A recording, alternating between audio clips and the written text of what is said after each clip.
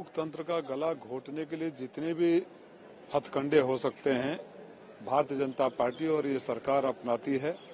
और कोई नई बात नहीं, हम इस मुद्दे पर लगातार बहुत समय से बोल रहे हैं। अब एक ही घर में एक ही पते पर 7-7 हजार, एक 11-11 हजार, और अगर सुप्रीम कोर्ट मांगता है तो इलेक्शन कमीशन को 3 महीना समय चाहिए। अगर वो तो सब डेटा होता है ना।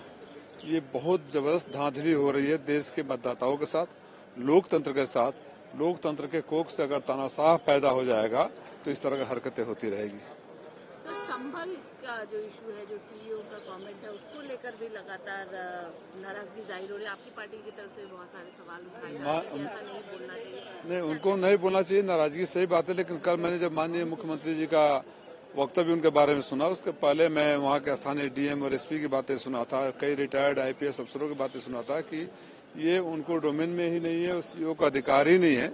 जब मुझे योगी जी का स्टेटमेंट सुनने को मिला तो मुझे लग गया कि वो वही बोल रहा है जो योगी जी बुलवा रहे हैं। और ये माननीय मुख्यमंत्री जी को सोचना चाहिए कि अगर एक जूनियर अधिकारी को इस तरह संरक्षण देंगे तो सीनियर अधिकारी डिमोरलाइज होंगे या नहीं होंगे, पहली बात। और सीईओ साहब को मेरा सलाह है कि आपको बहुत शौक है पॉलिटिकल स्टेटमेंट देने का, ध्वजवाहक बनने का, गदावाहक बनने का, तो खाकी के साथ क्यों अन्याय कर रहे हो?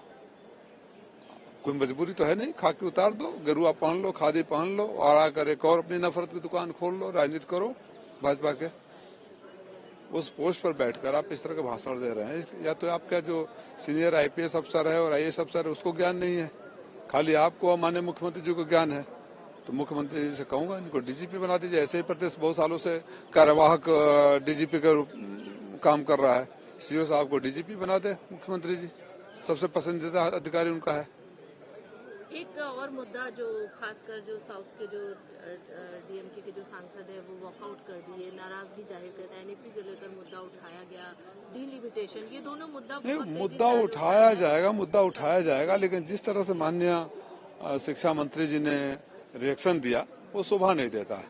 अगर सवाल उठाने पर कैबिनेट का मंत्री चिल्ला कर असभ्य और तमाम ऐसे शब्द इस्तेमाल करने लगे जो अगर सामान्य भाषण में भी हम करते हैं तो अध्यक्ष जी टोकते हैं, और जब जितना चाहे उतना लंबा समय तक बोलते रहे सवाल जवाब में, तो ये स्वस्थ लोकतंत्र नहीं है।